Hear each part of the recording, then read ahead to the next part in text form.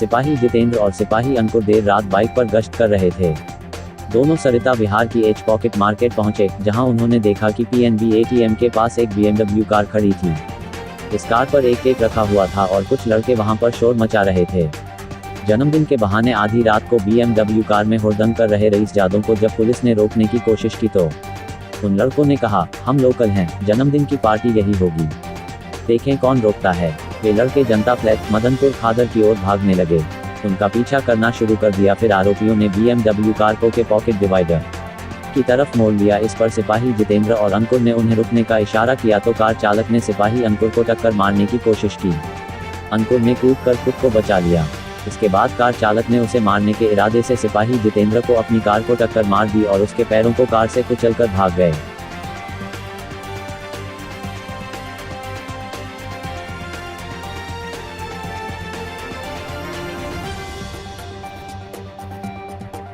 लूट की शिकार हुई महिला ने आरोप लगाया है कि दोपहर वह अपनी कार में अकेली बैठी थी जब उसका बेटा जांच के लिए पैथोलॉजी लैब के अंदर गया था।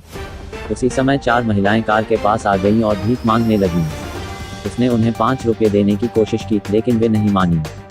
इसके बाद उसने उन्हें 50 रुपये का नोट देने की कोशिश की, लेकिन उन्होंने कथित तौर पर उसे डराकर कहा कि वह उन्हें सबसे बड़ा नोट दे, वरना उसे मार दिया जाएगा। हमले के डर से बुजुर्ग महिला ने 500 रुपये का नोट निकाला, जिसे लूटकर वे महिलाएं मौके से फरार हो गईं। घटना के तुरंत बाद महिला ने PCR को फोन लगाया। बाद में आरोपी महिलाओं को हौज खास बाजार में देखा गया। उन्हें गिरफ्तार कर लिया गया और उनके पास से लूट के 500 रुपये भी बरामद किए गए। मामला दर्ज कर महिलाओं को न्यायिक हिरासत में भेज दिया गया है। वे बिहार के एक गांव से हैं और यहां निजामुद्दीन में रह रही थीं।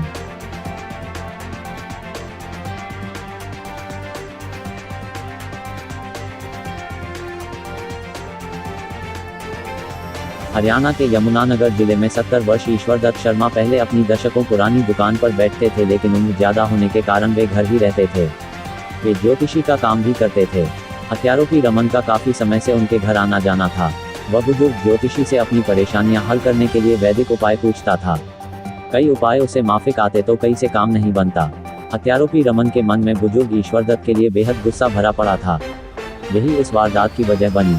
प्रत्यक्षदर्शियों के अनुसार जब ईश्वरदत्त सामान ले रहा तो रमन ने पीछे से आते ही उसके सिर पर डंडे बरसा दिए। डंडे लगने से ईश्वरदत्त का सिर फट गया और वह दुकान के काउंटर पर ही गिर गया। इससे पहले लोग पहुंचे, रमन ने जेब से चाकू निकाला और ईश्वर की पीठ पर जोरदार वार किया।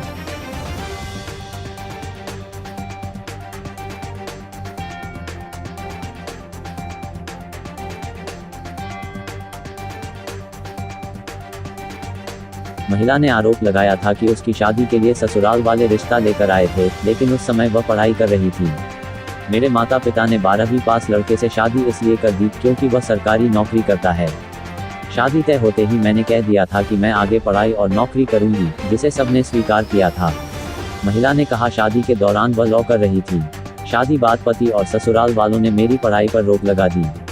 मैं अपना करियर बनाना चाहती हूँ, जबकि पति नहीं चाहता कि वह घर से बाहर निकले। महिला की सास ने कहा कि बेटे की शादी को 3 साल हो रहे हैं।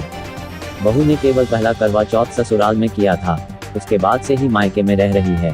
कोर्ट ने मामले को काउंसलिंग के लिए भेजा। काउंसलिंग में महिला की सास और पति भी पहुंचे थे। दोनों ने भी बहू पर कई आरोप लगाए।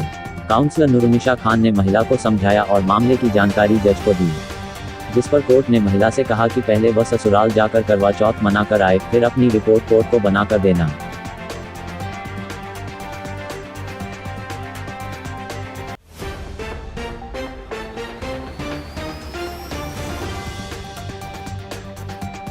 दिल्ली पुलिस को एक कॉल मिला कि बुराड़ी इलाके में एक नवजात कपड़े में लिपटा पड़ा है। पुलिस मौके पर पहुंची और तुरंत नवजात बच्चे को कब्जे में लेकर अस्पताल में भर्ती करवाया। पुलिस ने आसपास के CCTV कैमरे खंगाले तो नवजात के पास एक लड़की दिखाई दी। CCTV के आधार पर लड़की की पहचान हुई। लड़की से जब पूछताछ शुरू की तो चौंकाने वाला खुलासा हुआ। 16 साल की लड़की के मुताबिक 60 साल का बुजुर्ग राशन की दुकान चलाता है। पीड़ित उसके पास जाती थी। इसी दौरान बुजुर्ग ने पीड़िता को बहला फुसलाकर उसके साथ शारीरिक संबंध बनाए। इसी दौरान वो गर्भवती हो गई। लड़की की मां को शक हुआ तो लड़की ने इधर उधर की बात की और बहाना बना दिया और आखिर में लड़की ने छत पर अकेले ही बच्चे की जन्म दिया। पीड़िता को बेटा पैदा हुआ। लड़की ने नवजात बेटे को पॉलीथिन में बांधकर छत से रस्सी से बांधकर नीचे फेंक दिया। नवजात जब ज्यादा रोने लगा तो लड़की घर के नीचे आए और पॉलीथिन से बच्चे को निकालकर सुरक्षित जगह रखकर वापस घर चली गई। दिल्ली पुलिस के सामने लड़की ने जो खुलासा किया, उसके बाद पुलिस ने 60 साल के आरोपी को गिरफ्तार कर लिया। नवजात फिलहाल पूरी तरह सुरक्षित है।